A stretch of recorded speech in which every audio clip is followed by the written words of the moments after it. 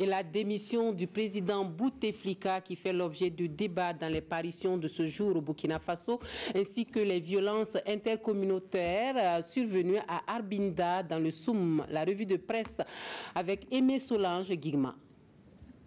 La bonne nouvelle aujourd'hui dans les journaux du jour, c'est que l'opération Otuapanou, débutée en mars dernier à l'est du pays, a permis de démanteler 5 bases de terroristes, de neutraliser une trentaine de djihadistes et d'arrêter un des chefs d'une katiba de plusieurs dizaines d'hommes, indique le journal Le Pays.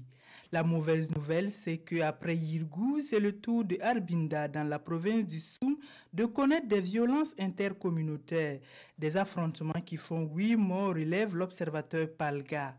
Si le MPP regrette et condamne ces dramatiques événements, dans le journal Aujourd'hui au Faso, l'opposition dénonce l'attentisme du gouvernement dans le journal de tous les Burkinabés.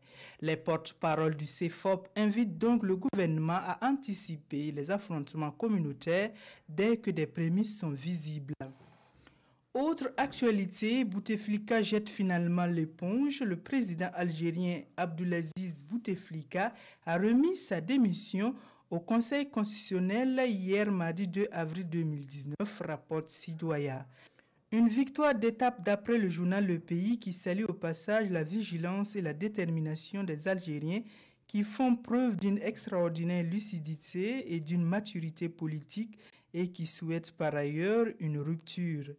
Une victoire qui apparemment, nous confie l'observateur Palga, ne règle rien du tout ou pas grand-chose, même si on se demande comment il faudra sortir de cette impasse politique dont le départ hier du vieux Mouyaïd ne marque pas l'épilogue. En tout cas, le plus dur reste la débouteflikisation, indique aujourd'hui au Faso.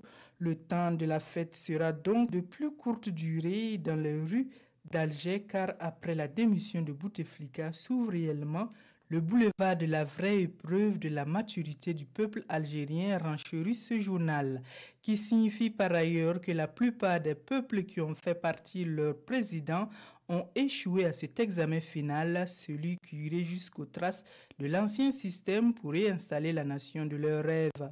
Mais est-on vraiment bien placé pour donner des leçons au peuple algérien? Sûrement pas.